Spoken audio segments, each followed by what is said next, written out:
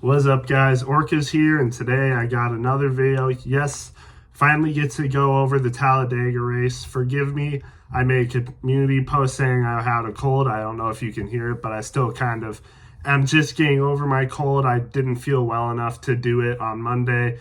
My voice, I felt a lot better, but my voice wasn't quite there, so I didn't want to. And plus, my voice would get a little bit more hurt and stuff talking for so long. But again, this will probably be a shorter NASCAR review because we'll only be going over the race briefly, talking about a couple people, and then the playoff race or playoff standings. So, yeah. Talladega race, I thought it was good. There was a little bit of controversy. I see a lot of people complaining about it for some reason, and I'm not entirely sure why. I think it has something to do with I would probably say it's because they didn't like how the ending was, where, at the beginning we had like 3-4 wide racing almost the entire time. But then once we got to the end, it was only like 2 wide, and it was harder to pass. Like, people weren't doing much. Like, people were just staying in the exact same spot, it seemed like. And that's what people didn't like. And so people would say that the first 2 stages were all about fuel saving. Like, you were able to pass like 3-4 wide and stuff like that, but it was because people were fuel saving, not because that was just legitimate racing. So I can kind of understand that, but at the same time, I thought it still made for entertaining racing. Seeing, different people up front the entire time. You got to see people like Ross Chastain, Joey Logano, the Penske team, holding up front. I thought that was really cool.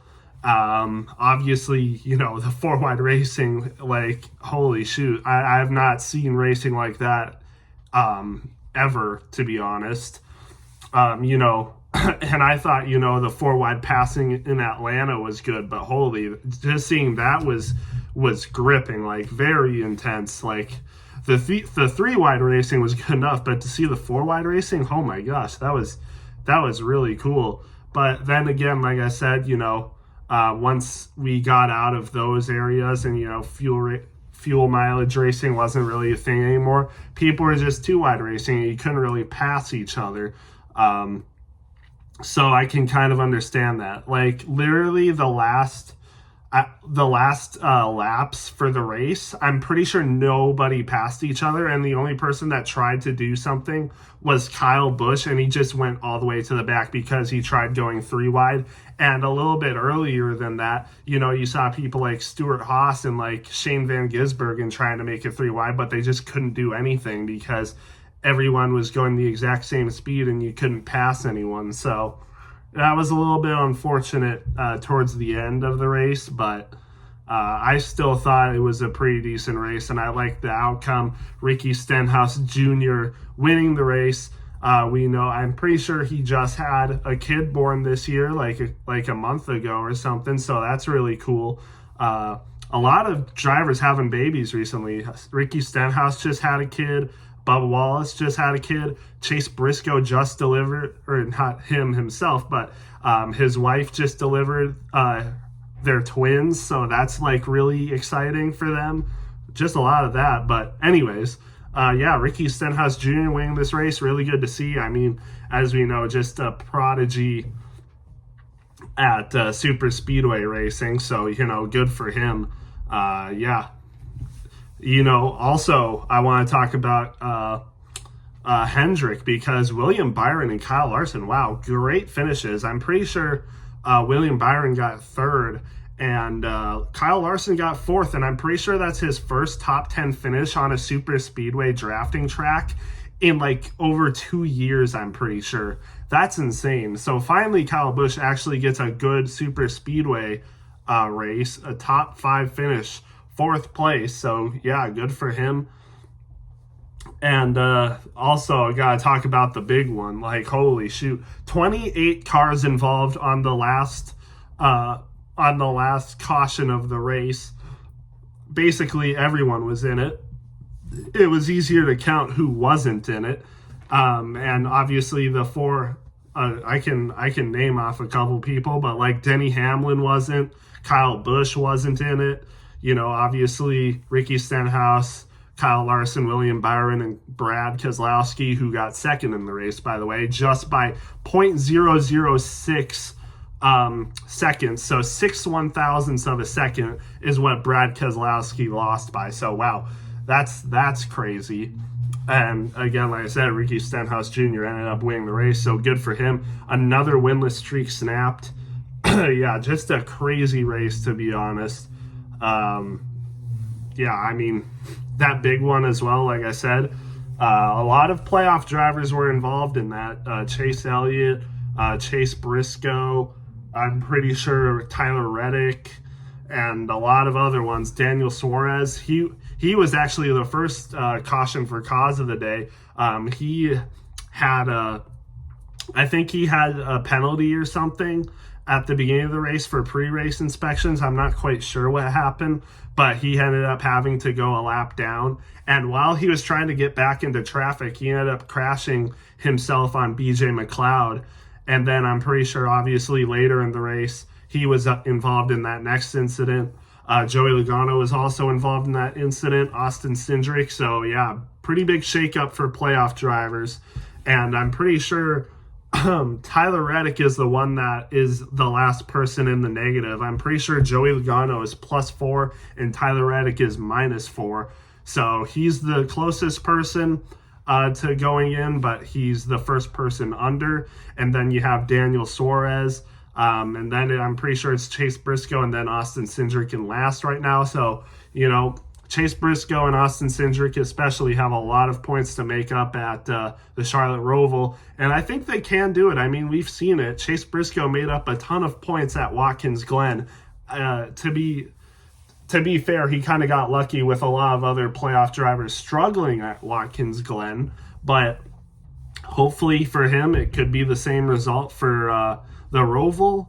And Austin Cindric would need the same amount of luck. And then Daniel Suarez, who I'm pretty sure is like -14, would need also a pretty solid day at the Charlotte Roval. So there's the playoff drivers in the negative. Joey Logano is going to need to have a good race. He's +4 right now.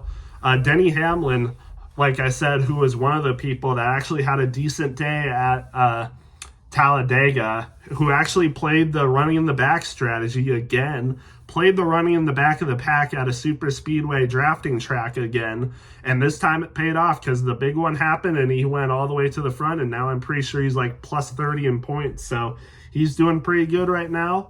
Also for that, I forgot to mention, but William Byron, despite not winning that race, actually advances into the round of 8 because he has enough points to advance. It's mathematically impossible for him to lose enough points to be in the negative after the Roval, so he's good to go. I'm pretty sure Christopher Bell is +57, so he's basically guaranteed. He need to get very unlucky with all the other playoff drivers and just have a terrible day in general. So I think he's basically locked in. I'm pretty sure not Ryan Blaney. Ryan Blaney's close, but I'm pretty sure he's not locked in. I can't remember where he is, but there's someone behind Christopher Bell who's also basically locked in. I'm pretty sure it's Kyle Larson that's basically locked in. He's over +50, so he's basically good. And yeah, all the other people are like, some of them are +30, some +20, and then there's some in the teens, I'm pretty sure, in the positive, like Chase Elliott, if I'm not mistaken. But yeah, that's basically the playoff drivers. But like I said, going into some people for the race, I think Martin Truex got a top 15, so good for him. Justin Haley got a top 10, so good for him. First top 10 Inspire equipment, so that's nice for him. Like I said, Brad Keselowski finished second. So close, man. I wanted to see him win, but I'm also happy that Ricky Stenhouse Jr. was able to get the win. Kyle Busch, like I said, he was running in the top 10, tried to make a 3-wide move, I think either late lap 2 or early lap 1, or like the second to last lap, and then on the final lap maybe tried to make a move. I can't remember which one, but ended up going all the way to the back because of it, so that was a little unfortunate. Just nobody decided to want to go with him for some reason and just win the race, I guess. People were fine just finishing in the top 10, but oh well. I think also Eric Jones got a top 5, so that's nice. I'm pretty sure that's the only top 5 Legacy Motor Club has this year, and it's on of course it's on a super speedway. Eric Jones top 5, nice for Eric Jones, but unfortunate, Legacy Motor Club has not been good this year, and I'm pretty sure Eric Jones' crew chief just got fired, and he's has a new one. I'm pretty sure, if I'm not mistaken, he now has Nemechek's crew chief. I could be wrong on that, but again, like I said, his crew chief for this year has been let go, and he has a new one now. And I'm assuming for next season as well, it's going to be a different crew chief. So just a little bit of a struggle for Legacy, but hopefully, this pays off in the long run. Hopefully they can improve next year, and then, maybe the year after that, they're a decent team, but we'll just have to wait and see for them. But other than that, I really have nothing.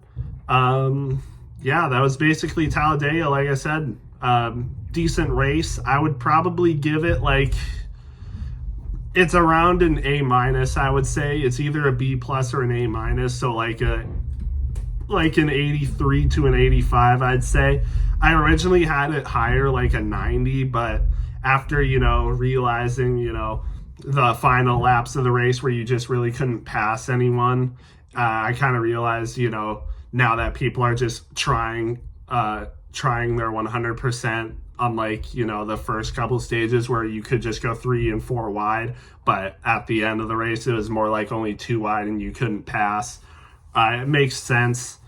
I've seen a lot of complaining on Twitter, and I think it just shows that NASCAR fans will complain about anything. I still think it was a really good race despite that, but people will just complain about anything and say the race sucks because of one thing. I still think it was a good race. Like I said, B+, A- race. Again, we got the Charlotte Roval next week. I can't wait to see how that goes. Hopefully I'll be able to make a recent video. I also, the reason I haven't been, posting on time after races is because, school has been getting pretty busy as well. So I had a lot of homework on Monday as well. I had some homework today, but yeah. On top of being sick this week, it's just been a little tough to get videos out, but hopefully I'll be able to make it for the Roval and hopefully for the next playoff races, but we'll see. Yeah, so that's basically all I have. Talladega, good race. We'll see you at the Charlotte Roval.